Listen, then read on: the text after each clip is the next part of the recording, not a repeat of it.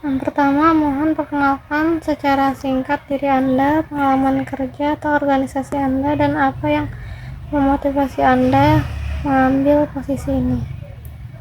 Yang pertama, Assalamualaikum warahmatullahi wabarakatuh. Perkenalkan, saya Fitri Salsabila Syarahan. Saya merupakan fresh graduate lulusan Universitas Negeri Jakarta, Prodi S1 Pendidikan Tata Boga. Saat ini saya berusia 23 tahun dan saya berdomisili di Pancoran, Jakarta Selatan. Saat kuliah, saya merupakan mahasiswa yang cukup aktif berorganisasi, yaitu salah satunya pada Forum Kartu Jakarta Mahasiswa Unggul menjadi ketua bagian tim data. Saya dan tim bertugas untuk mengatur dan melakukan pendataan pada seluruh mahasiswa penerima beasiswa, dan juga saya menangani keluhan mahasiswa terkait permasalahan beasiswa KJMU. Kemudian saya juga mengikuti organisasi unit kesenian mahasiswa, di mana saya bertanggung jawab atas acara pertunjukan seni yang cukup besar yang diadakan oleh kampus, dan saya bertugas sebagai tim dana usaha. Dan saya juga pernah melakukan penseleksian anggota pada saat penerimaan anggota baru di unit kesenian mahasiswa, sehingga saya telah terbiasa bertanggung jawab dalam menangani event, dan juga saya pernah menseleksi sebagai penerimaan anggota baru. Selain aktif berorganisasi, saya juga pernah melakukan magang 2 kali. Yang pertama itu salah satunya di magang di hotel, di mana saya telah terbiasa dengan komplain customer mengenai fasilitas ataupun jasa pelayanan, sehingga saya dapat menjaga kepuasan customer tetap terjaga. Nah, selain magang di hotel, saya juga pernah magang di sekolah menjadi guru, sehingga saya terbiasa untuk berkomunikasi dan berdiskusi di depan umum dengan lancar dan dapat memimpin kelas agar berjalan lancar pada saat proses pembelajaran. Kemudian motivasi saya dalam mengambil posisi ini yaitu karena saya tertarik pada posisi ini, karena pada posisi ini saya akan mendapatkan peluang untuk terus berkembang dan terus belajar.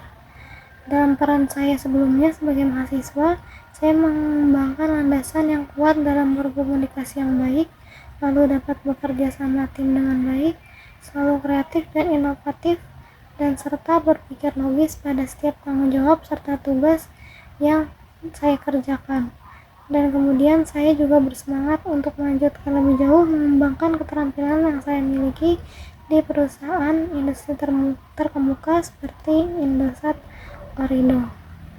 Lalu kemudian pertanyaan yang kedua, jelaskan pencapaian terbesar yang pernah saya raih selama ini dalam pengalaman kerja atau organisasi saya sebelumnya, dan mengapa pencapaian tersebut meninggalkan kesan terbesar bagi saya, dan bagaimana saya bisa mencapainya. Jadi pencapaian terbesar yang saya raih yaitu saya dapat mencapai target penjualan pada mata kuliah kewirausahaan sewaktu saya kuliah.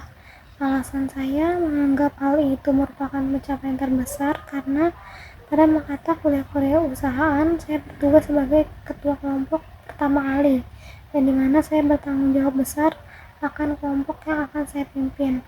Saya harus memastikan bahwa saya dan anggota kelompok dapat menjual produk kami dengan maksimal agar dapat mencapai target penjualan yang telah ditentukan.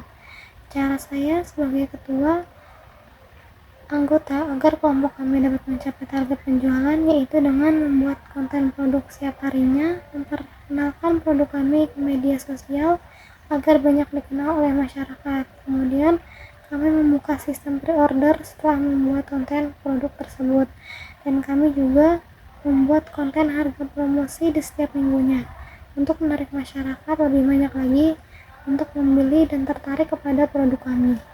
Dan akhirnya saya dan anggota kelompok saya dapat menyelesaikan tugas tersebut dengan hasil target penjualan yang tercapai dan mendapatkan nilai terbaik dibandingkan kelompok yang lain.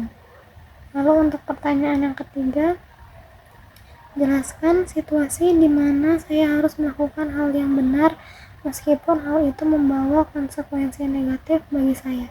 Bagaimana situasinya? apa yang saya lakukan saat itu dan mengapa saya memutuskan untuk melakukan itu dan bagaimana hasilnya.